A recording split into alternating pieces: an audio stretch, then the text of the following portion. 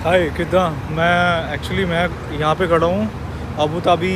नहीं Abu Dhabi नहीं, इल्बुतान, जिसको जहाँ से मेट्रो स्टेशन पड़ता है यहाँ से सीधी ये अगर आप विज़ एयर की बस बुक करते हो, नहीं तो यहाँ पे लेते हो तो 35 दराम देने पड़ते हैं। और मैंने ये बुक कर यहीं से कैश दिया है और इनको दिया, बट मेरे को ये बस मिल गई अबू धाबी, ये इनकी ही विज़ एयर वालों की है, ठीक है। तो इससे मैं जाएगा सीधा एयरपोर्ट।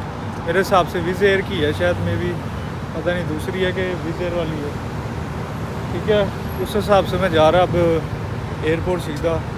तो यहाँ पे बाकी मैं देहरा दुबई से आया, वहाँ पे मेरे को लगे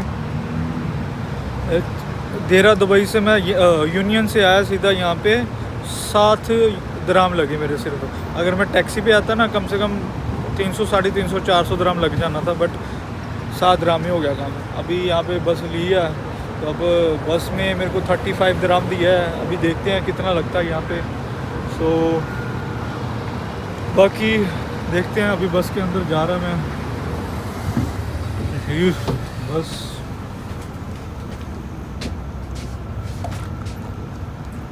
सो बाकी बाद में बात करेगा। हाय कैसे, अभी मैं बैठा यहाँ पे अबू धाबी एयरपोर्ट पे। अभी चलो टाइम तो हो गया इनका बोर्डिंग पास का, तो अभी तो नहीं लेगा, बट बाद में बताएगा मेरे को, ठीक है। मैं आपको सब बताएगा यहाँ पे। तो अभी जस्ट वेट कर रहे हैं, बैग पड़ा हुआ है। बाकी चलो मेरे को लग ही रहा है कुछ ना कुछ, बाकी देखेंगे क्या होता क्या नहीं। बाकी अगर ये वीडियो अभी स्टार्ट होगी आप पूरी देखना, क्योंकि मैं आपको सारा बताऊंगा क्या क्या मतलब रीजंस, क्या क्या रीजंस क्यों नहीं मिला, कहाँ पे रहा, कहाँ पे होटल बाई किया, कैसे रहा। 3 दिन मैं होटल पे रहा, 4 दिन में नहीं 3 दिन मैं होटल में रहा, 3 दिन में फिर जो होते हैं बेड स्पेस पे रहा, और उसके बाद कहाँ पे हो 3-4 दिन तो एयरपोर्ट पे रहा, ठीक है। 3-4 दिन एयरपोर्ट पे रहा, उन्होंने अलाउ भी किया, कुछ नहीं कहा। तो ऐसा भी एक्सपीरियंस मैं आपके साथ बिल्कुल सारा का सारा शेयर करूँगा, ठीक है। तो इसलिए आपको वीडियो पूरी देख लेना, क्योंकि वीडियो पूरा देखोगे फिर ही पता चलेगा। बाद में आप क्वेश्चन करोगे उसका रिप्लाई मैं दूंगा, अलग से क्वेश्चन करना, वीडियो के हिसाब से अलग से क्वेश्चन करना। वीडियो का क्वेश्चन दिया ना आपने किसी ने, मैं उसका रिप्लाई नहीं करूँगा, क्योंकि ऑलरेडी अगर मैं वीडियो में जवाब दे चुका हूँ तो वो मैं एक्स्ट्रा बाद में क्यों जवाब दूंगा। तो आप पूरी वीडियो देखना, क्योंकि मैं वीडियो के हिसाब से जो मैंने बोला है ना उसका मैं जवाब नहीं दूंगा। अगर वीडियो के हिसाब से अलग कोई क्वेश्चन करोगे ना, फिर उसका मैं रिप्लाई भी करूँगा, कमेंट का जवाब भी दूंगा आपका मैं, ठीक है। हाय कैसे हो आप सब। आज की वीडियो थोड़ी सी बड़ी होगी, ठीक है। और थोड़ा सा मैं आपको बताऊंगा अभी, जिसके पास एमरेट आईडी है, ठीक है, और जिसके पास ट्रैवल हिस्ट्री भी है थोड़ी सी माइनर सी, और कुछ भी है, जैसे कुछ भी है, तो उस चीज़ के भी बारे में बताऊंगा एक्सपीरियंस।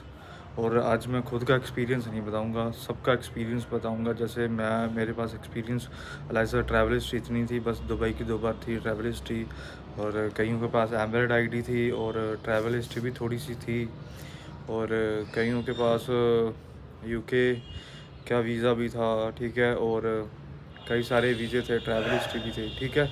सो ये आज वीडियो मैं इंडियंस और इंडिया में पंजाबी और हरियाणा और क्या कहते हैं उसको, और पाकिस्तानियों के लिए बना रहा हूँ, क्योंकि पाकिस्तानी भी वो वहाँ पे बहुत ट्रैवल करते हैं वहाँ पे। सो उस चीज़ के मैं बताऊँगा आपको थोड़ा सा जस्ट।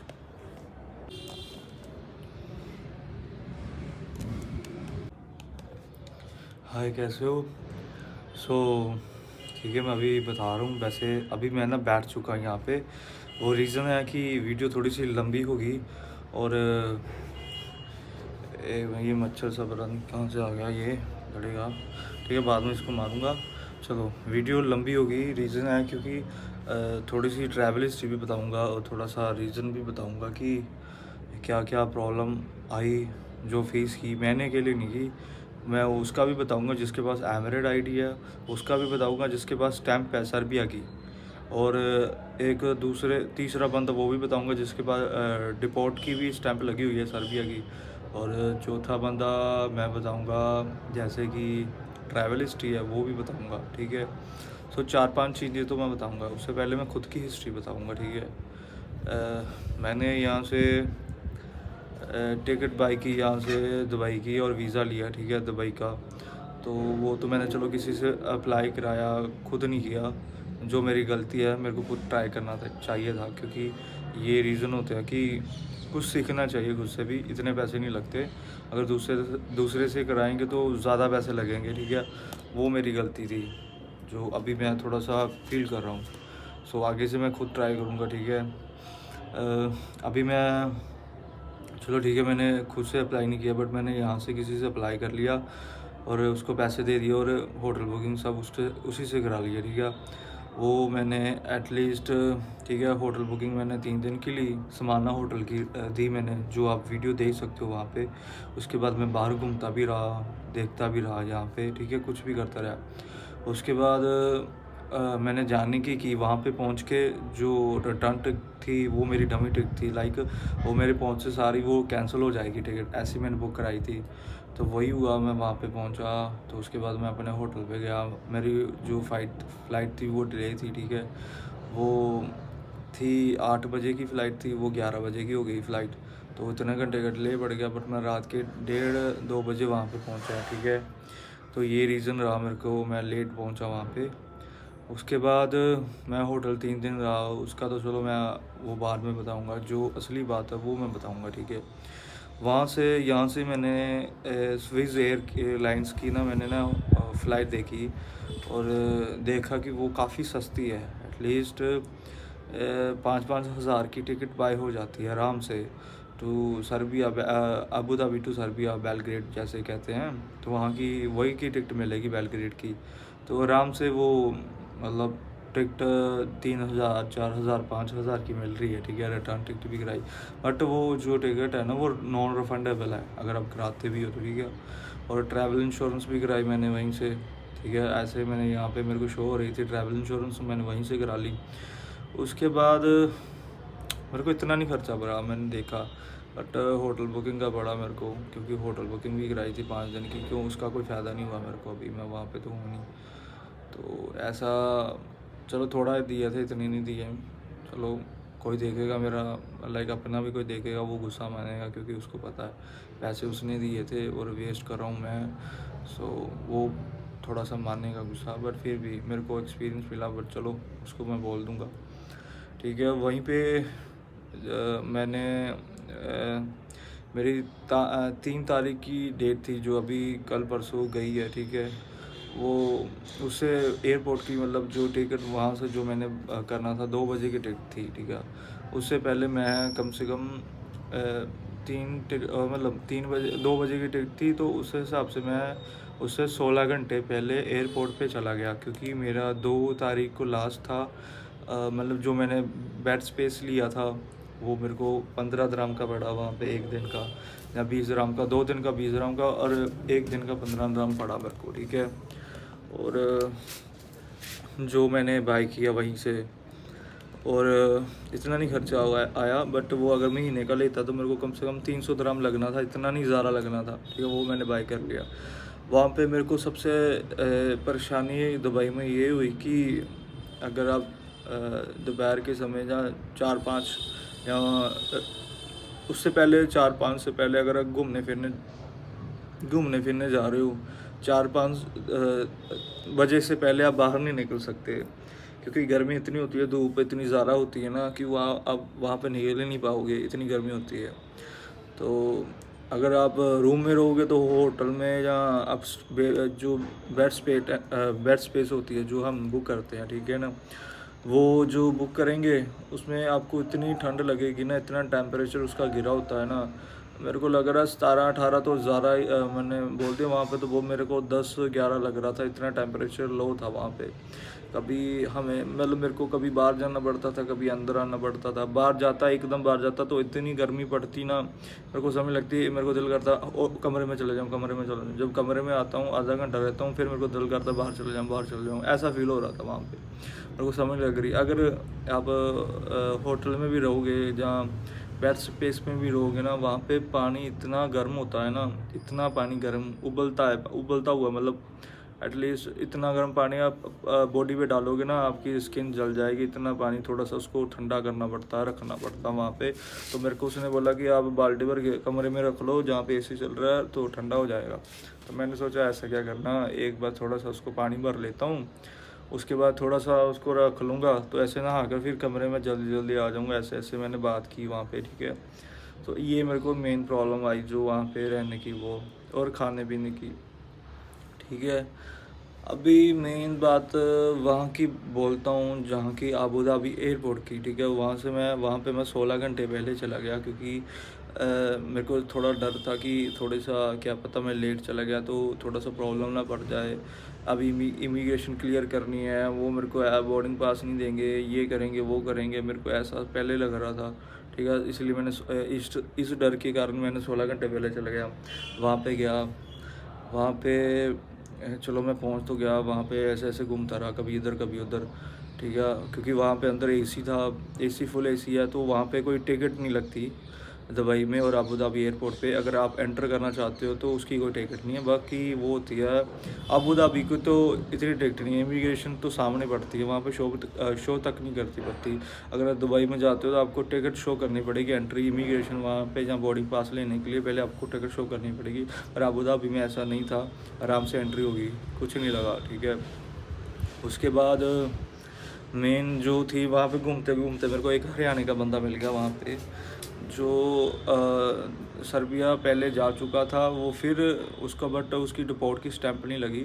वो 2 महीने वहाँ पे घूमता रहा, मतलब बॉर्डर क्रॉस करने की उसने पूरी कोशिश की, बट उससे हुआ नहीं। वो ऐसे ही हिम्मत हार के वापस आ गया। एजेंट को उसने पता नहीं ज़्यादा ही पैसे दिए थे, 11-12 लाख दिए थे, बट वो एजेंट की भी उसका ठीक था। उसने फिर उसको कहा कि एजेंट ने उसको फिर कहा कि फिर ट्राई कर, फिर जा, मैं तेरे का पार नहीं आऊँगा। पैसे तो चल, पैसे की बात छोड़, अच्छा था एजेंट उसका। उसने कहा कि मैं तेरे को क्रॉस कराने की पूरी कोशिश करूँगा, तो अब तू डरना, तेरे पैसे सेफ़ ही हैं। मैं तेरा, अगर तूने मेरे को पैसे दिए तो मैं तेरे को सेफ़ भी कराऊँगा। तो ऐसा मेरे को एजेंट उसका, उसने मेरे को ऐसा बोला कि उसका एजेंट बिल्कुल ठीक है। तो ऐसा, ठीक है। तो उसका मतलब ऑलरेडी स्टैंप लगी हुई थी सर्बिया की, तो ये उसका एज अ प्लस पॉइंट था। और उसकी डिपोर्ट की वो नहीं लगी थी, तो इसका बेनिफिट उसको हुआ। क्योंकि वो अगर मेरे साथ वो जब बोर्डिंग करने के लिए गया तो वहाँ पे उसको आराम से इजीली उसको बोर्डिंग पास मिल गया, उसी समय मिल गया, उसकी कोई डॉक्यूमेंट नहीं चाहिए है, ठीक है। जब मेरी टर्न आई ना, तो मैंने अपनी पहले तो टिकट दिखाई और पासपोर्ट दिखाया। देखते सारी इंडियन पासपोर्ट देखते सारी ना वो स्कैन कर लेते हैं, इंडियन पासपोर्ट शो होता है ना, वो मेन सीधा ये मैनेजर, वो अभी गंजा नहीं आया, गंजा दूसरी साइड पे था। जो अगर आप वीडियो देखते हो, किसी और का भी इंटरव्यू सुनते हो कि अबू धाबी में एक गंजा है जो ऐसे करता है, बट वो उसी समय नहीं आया। वो दूसरी सेक्शन, वो उसका दूसरा डिपार्टमेंट था, उसको दूसरा दे दिया। हमारी जो वीडियो हम डालते हैं ना, या कोई भी ऐसा इंटरव्यू करता है, उसी का मेरे को लग रहा है उसका असर पड़ा वहाँ पे। उसको हटा के दूसरी एयरलाइंस पे, मतलब दूसरे डिपार्टमेंट भेज दिया, और वहाँ पे लाइक एक लेडी को लगा दिया गया वहाँ पे मैनेजर, ठीक है, एज अ पोस्ट। वहाँ पे वो डिसाइड करेगी आपको कि वीज़ा देना है या नहीं देना, ठीक है। उन्होंने मेरा पासपोर्ट लिया, उसकी फ़ोटो खींची, उसके बाद उन्होंने पता नहीं भेजी कि नहीं भेजी। मेरे को लग रहा था फ़ोटो खींचते हैं और रख लेते हैं फ़ोन को बीच में। तो वो मेरे को कहते हैं कि वो मैं सर्बिया इमिग्रेशन में भेजूँगी, वो अलाउ करते हैं तो फिर, नहीं तो आपको बोर्डिंग पास नहीं मिलेगा, आपको रिफ्यूज़ कर दिया जाएगा, ऐसा वो उन्होंने बोला।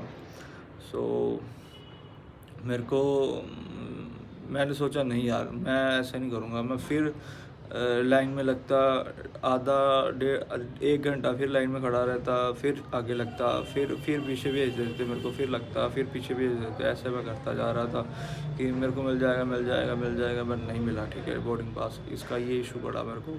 बट जो हरियाणा वाले को तो मिल गया, क्योंकि उसके पास स्टैंप लगी थी। अभी वो तीसरी बात उनको बताता हूँ, जिनके पास एमिरेट आईडी थी, ठीक है, जिनकी एमिरेट आईडी थी ना, उनको भी बोर्डिंग पास वहाँ पे नहीं मिल रहा था। उनको भी कहा जा रहा है कि आप पीछे जाके बैठो, आपको नहीं मिलेगा, ठीक है।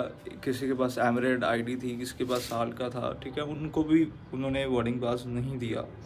और वहाँ पे देखते देखते ना मेरे को वहाँ पे कम से कम इंडियन पासपोर्ट एटलीस्ट 30-35 इतने हो गए थे, और 40-45 के नियर अबाउट जा चुके थे पासपोर्ट। इतने पासपोर्ट वहाँ पे हो गए थे, और उन्होंने कम से कम सिर्फ 10-15 को ही बोर्डिंग पास दिए, बाकी को सबको वापस मोड़ दिया, ठीक है। तो वहाँ पे ऐसा प्रॉब्लम हुआ। तो वहाँ पे हम उनके साथ, मैंने तो पूरा ज़ोर लगाया, ठीक है, जितना मैं बोल सकता हूँ मैंने पूरा बोला। मैंने जो सोचा था ना, मैं जितना मैं कर सकता हूँ, जिसको जितना बोलना है मैंने सबको बोल दिया। उनको मैंने ये भी कह दिया, उन्होंने मेरे को ये कहा कि आप पीछे नहीं जाओगे तो मैं सिक्योरिटी वाले को बुलाऊंगी, पुलिस वाले को बुलाऊंगी। तो उन्होंने बुला भी लिया, तो मैं फिर नहीं डरा, मैं बुला लो आप, जिसको बुलाना, पुलिस वाले को बुलाना है तो पुलिस वाले को बुलाओ, कुछ भी बुला लो।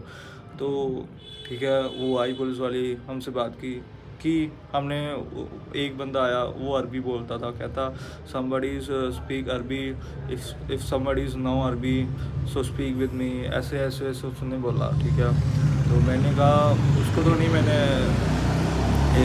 ये बुलेट जाने दो, ठीक है, अभी ये बुलेट चल गया, ठीक है, अभी बोल रहा हूँ। सो उसको अरबी, मैंने उसका दूसरा बंदा भी आया था, उसको मैंने पूछा डू यू नो इंग्लिश, तो उसने कहा यस।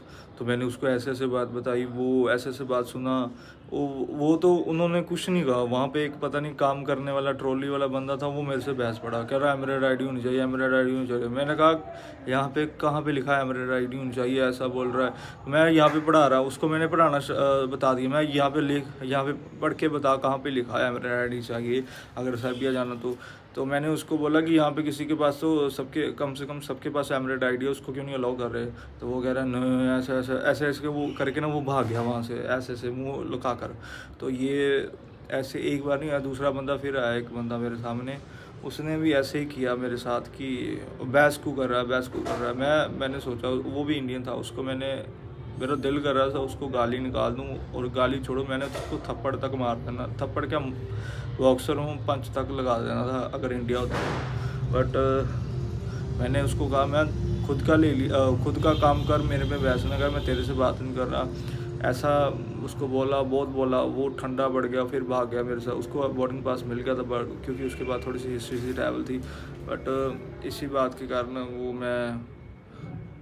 शायद उसने बोला भी था कि बहस नहीं करनी, फिर शायद मिल सकता है, बट मैंने बहस की, इसी कारण मेरे को शायद नहीं मिला। बट कुछ भी हो सकता है, अगर कर सकते हो तो फिर भी मिल सकता है, नहीं करोगे तो फिर भी नहीं मिलेगा। तो रीज़न उन पे ही है, डिपेंड उन पे ही है कि आप वो देते हैं कि नहीं। सो ये बात हो गई, ठीक है। उसके बाद मेरे साथ साथ एक बंदा और भी था जो यहीं मेरे शहर का भी था, अमृतसर का ही था, उसको भी बोर्डिंग पास नहीं मिला। वो ऑलरेडी दुबई गया था अभी स्विस एयरलाइन से, उसको वीज़ा मिल गया था, उसकी स्टैंप लगी थी। बट वो जब वहाँ पे गया, उसको उसी समय जेल में रख दिया गया। जितने दिन की उसकी रिटर्न टिकट थी ना, जब उसकी रिटर्न टिकट थी ना, उतने दिन को उसको जेल में रखा गया। उसको ब्रेड के साथ पानी वो बंद दिए गए, वहाँ पे पानी दिया गया, और उसको ऐसे ठंडा वहाँ पे रखा गया। तो वो वहाँ पे काफ़ी नर्वस रहा, काफ़ी रहा, 2 महीने तो दुबई में रहा, दुबई में। उसके बाद वो लाइक, ठीक है, और 2 महीने तो दुबई में रहा, इसीलिए कि उसका फिर उसने एजेंट ने कहा था कि मैं फिर लगाऊंगा, ठीक है। तो वहाँ पे मतलब जब जेल में रखा गया, जितने दिन उसकी मतलब फ़्लाइट थी, उसके बाद उसको डिपोर्ट कर दिया गया। वहाँ पे उसकी स्टैंप लगा दी। ये उसको बात अच्छी नहीं लगी कि जब उसकी स्टैंप लगी ना, उसको वापस भेज दिया।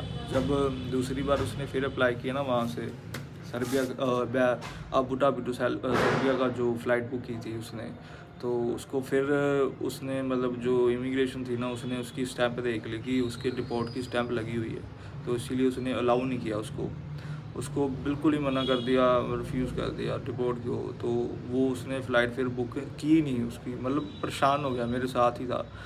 ठीक है, उसका ऐसा प्रॉब्लम पड़ गया। और जिसके पास एमरेट आईडी थी, एक्सपीरियंस था, उनको भी नहीं दिया कईयों को। वो कह रहा था एमरेट आईडी है, कईयों के पास थी, ठीक है, उनको भी वापस मोड़ दिया गया। और कई तो थे जैसे कि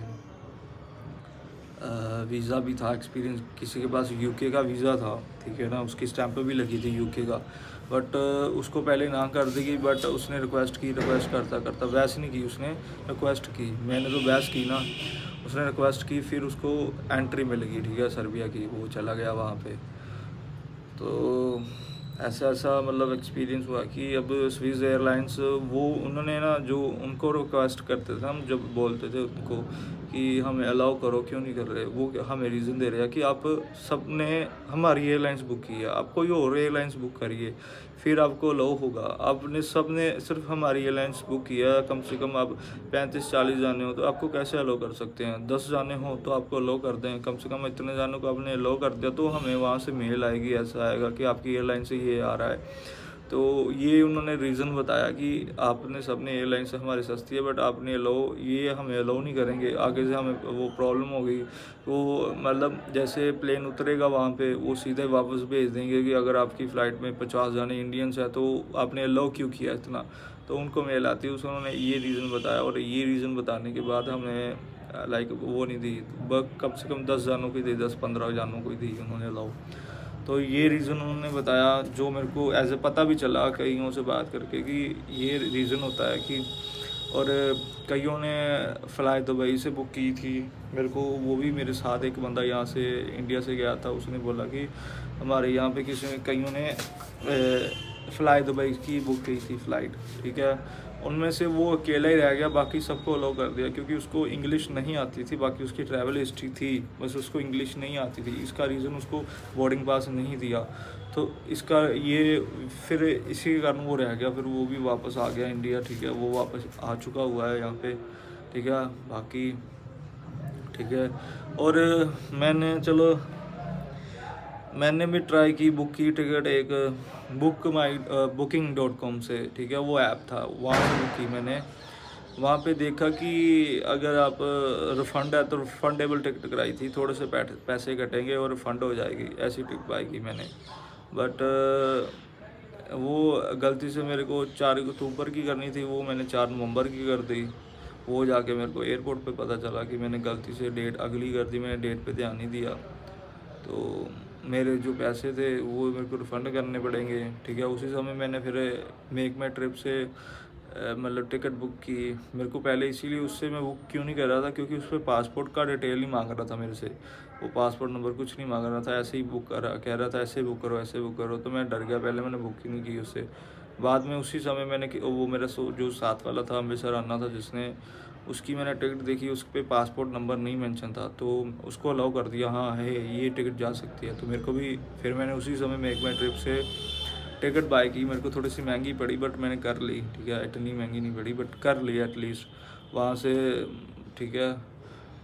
सो उसी समय मैंने बाय किया तो मेरे को अलाउ हो गया, मैंने वहाँ से टिकट ली। हमने कम से कम 3-4 दिन एयरपोर्ट पे गुजारे हैं, बिना खाए, बिना नहाए, बिना ब्रश किए, वहीं पे एयरपोर्ट पे। बाहर हम जाएं तो गर्मी लगती है, अंदर आएँ तो इतनी सर्दी लगती है। वहाँ पे मेरे को जैकेट डालनी पड़ी, जो सर्दियों की जैकेट नहीं होती, जो आप वीडियोज़ में देख भी सकते हो, तो मैंने वही डाली। तो उसके बाद ये एक्सपीरियंस है। और कईयों ने मेरे को ये बोला वहाँ पे, जो कई वापस आ गए, कईयों ने आगे ही टिकट बुक कर ली, उन्होंने कईयों ने वीज़ा अप्लाई कर दिया बांकू का, जो पड़ता है बांकू कंट्री, अजरमेनिया उसको कहते हैं, उसका वीज़ा में उन्होंने कईयों ने अप्लाई कर दिया। 2000 का वीज़ा पड़ा, ठीक है, 3 दिन में। अगर 2000 का वीज़ा अप्लाई करते हो तो वो आपको 3 दिन लगेंगे। अगर आप 4000 में अप्लाई करोगे तो आपको 3 घंटे में उसका वीज़े का रिज़ल्ट मिल जाएगा, ठीक है, ऐसे है। तो कईयों ने अप्लाई किया था।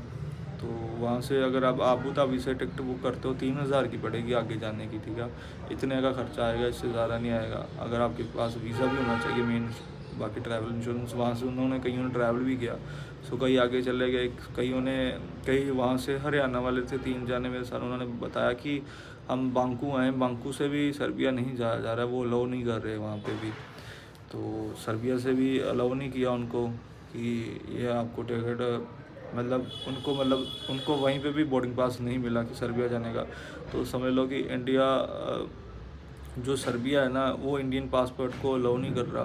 कहीं से भी हो, कहीं से भी अप्लाई कर लो, मतलब इमिग्रेशन को कहीं से भी आप अप्लाई, मतलब कोई भी एयरलाइन से अप्लाई कर दो, किसी भी देश में अप्लाई कर दो, वो अलाउ नहीं कर रहे सर्बिया और लाइक इंडियन पासपोर्ट को।